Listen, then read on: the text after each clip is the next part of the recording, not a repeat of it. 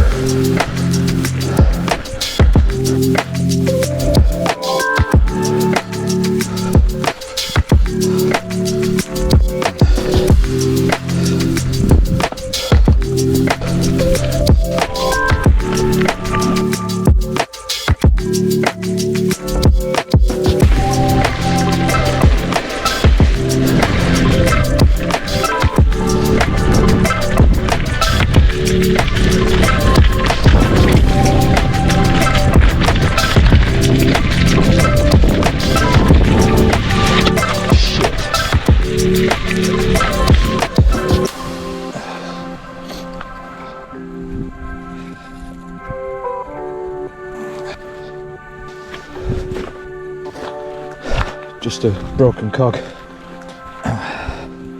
Should be able to continue on that.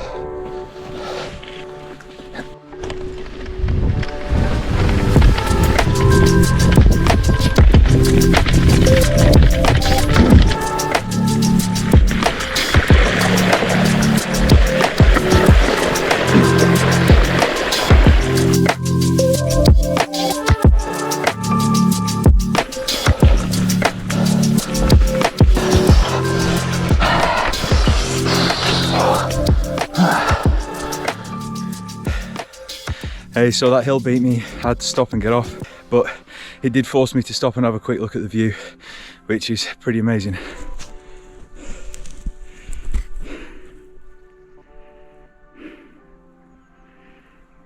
And that there is the sun setting, which means I need to get a wiggle on really and get back. See on here, I'm not even halfway yet, so I need to get a move on.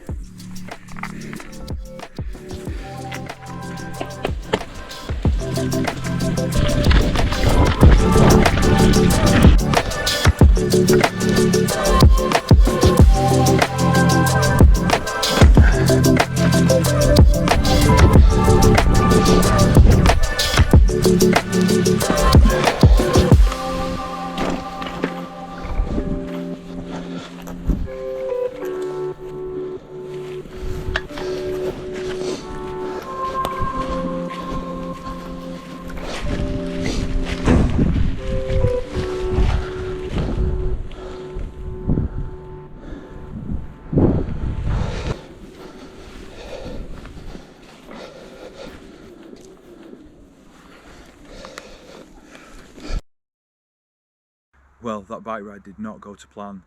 Just to put a bit of context around it, late autumn there was a big storm in the Lake District and it did quite a lot of damage, and obviously that was apparent through the video clips. You could see lots of fallen trees, but I didn't realise just how bad that was.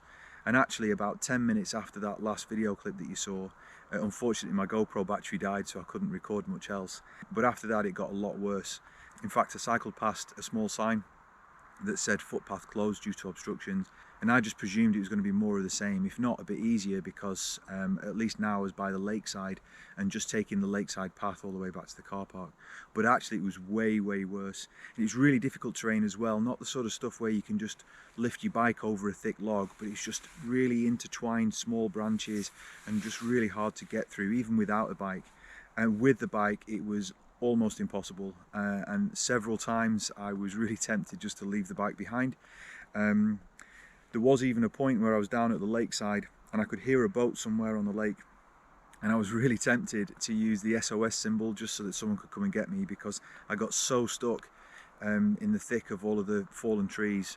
The footpath was non-existent, and it was really difficult and actually quite emotional. In fact, that's the only time ever in any of my adventures that I've even considered using an S.O.S symbol for real, which seems a bit ridiculous now because I've got back to the cottage and I've had a shower and I'm warm again and everything's fine. But in that moment, I definitely thought I was probably going to need some help to get out of there.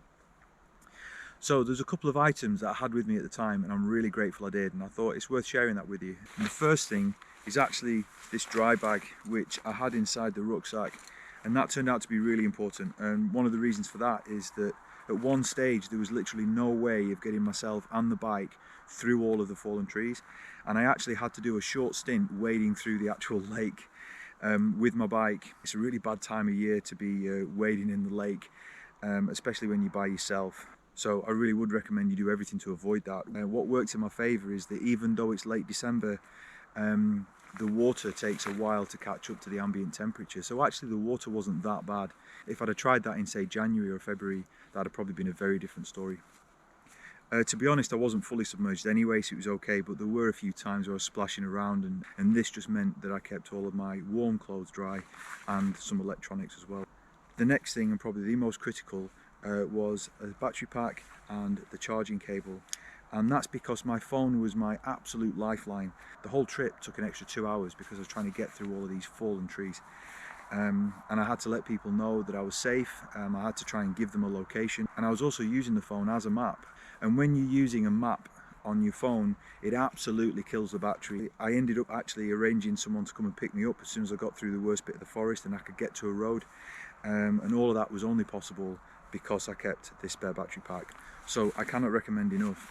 Take a spare battery pack with you, keep your phone charged. The other item that was really helpful was my head torch. The batteries on the bike light started to wear down as well. And so when I got back onto a country road, I could see where I was going, and I knew that I could be seen by the cars.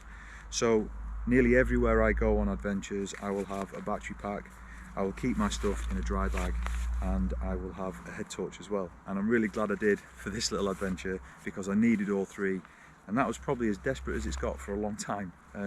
This is coming from someone that's been in the army. Anyway, tomorrow I'm going for a walk with my brother and my sister.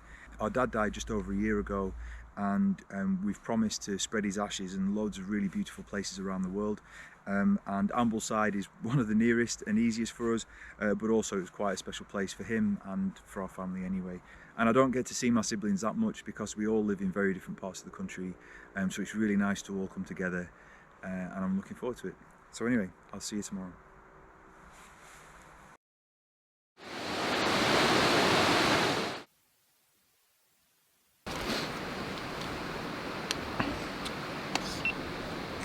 You're recording. Do some where you're looking at your map as well and looking really smart. And let's not talk that for 2 hours.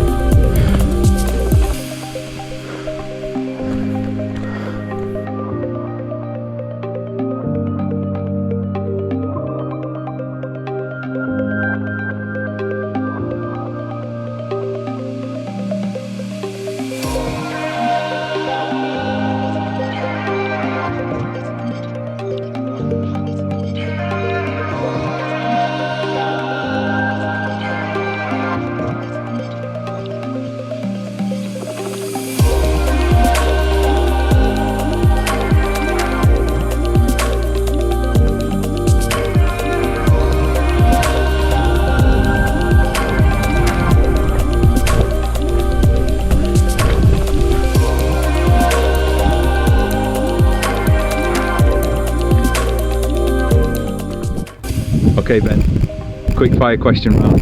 If you could swap me and Maria as siblings for any two celebrities, who would you swap us for? David Bowie. Okay. And let's go with Dolly Parton. Chris is Dolly Parton, Yeah. Chris is Dolly Parton. Okay, next question. What Christmas present do you wish you were actually bought this year? Like a car, preferably a really nice one. What sort of car? Land Rover. Land Rover, of Always course. a Land Rover. Of course, a Land Rover. Right, final question. If there was only one Christmas song that you had to play on repeat for this entire war, what Christmas song would you choose? Driving Off. That's grim. What a grim answer. It's the best one. Alright, quick fire questions. Are you ready? Yes. Yorkshire Dales or the Lakes and why? But Yorkshire Dales because it's more understated. What if you could have brought one thing and you've forgotten it today, what would you have brought? I have a little foam mat that you can sit on. Keeps your bum dry. Nice. And what is the worst Christmas present you've ever received? The only one I can think of was actually a birthday present, and someone got me a box with a lettuce in it. Why? But we have to, I don't know, because it was something green, and apparently that was, I just got something green. Fantastic. Thank you. Quick fire questions, round 3. Where's your favourite place in the Lake District? Ambleside. If you had to spend Christmas anywhere in the world, where would it be? The Lakes. Actually would choose that. Yeah. Saying that. Right. No, somewhere cold and grey. Nice. Brilliant. And is Die Hard a Christmas film? I've not seen it, but yes. I'm sorry, but yes, I'd say it is. Thank you.